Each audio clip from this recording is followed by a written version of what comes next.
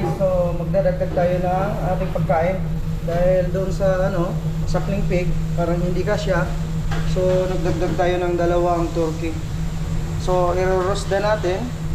Kaya lang ang paraan ko dito guys ay lalagain ko muna kasi pag idiretso natin sa oven may tendency na itong karne ay titigas, so hindi masyadong makain. So parang Chinese style na luto, lalagayin mo na siya around 2 hours, no? Or hanggang lalambat yung ating meat ng ating turkey, lalo na dito sa breast. Saka natin i-drain at saka i-roast para medyo may lasa yung ating karne sa loob. Kasi pag i-diretso natin roast ito, yung karne ng ating turkey ay walang lasa. Medyo kasi ito yung matabang ang karne ng turkey. So kailangan timplado talaga.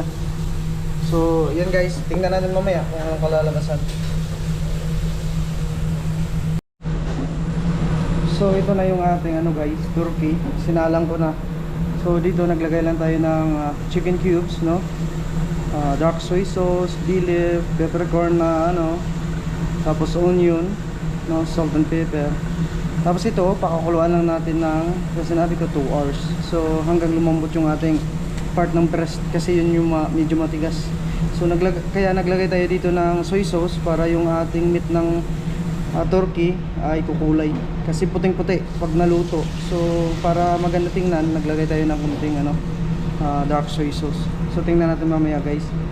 Pagkatapos nito ay ating i-oven. So sa pag-ubi naman saglit lang, 15 minutes okay na. So mamaya guys, tingnan natin.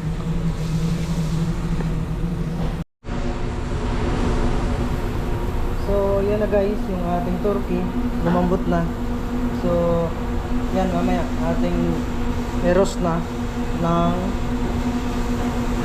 15 to 20 minutes. Okay na yan guys, dahil dito nilaga nga natin, nagkaroon na siya ng lasa. So dito ready na siya na ilagay natin sa oven. So mamaya yan na. So super lambot na siya guys.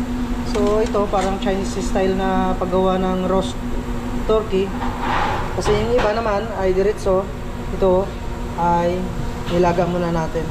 Pero ito guys, lagyan mo natin ng mustard para kumulay pag bake tayo.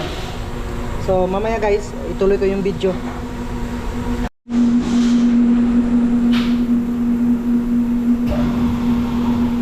So guys, ito na yung ating ginawang turkey kanina. So hiniwa na namin, chinap na namin kasi yan, mag-aalas 12 na. Kaya model si Kusinero Kapes na alas 12 kakain na. So nahiwa, hindi na video ng buo. So yan yung ating turkey guys, nahiwa yung dalawa kanina. So super lambot siya kasi nilaga natin at saka in-oven. So yan yung unting handa. So thank you guys, good day. Watch for more.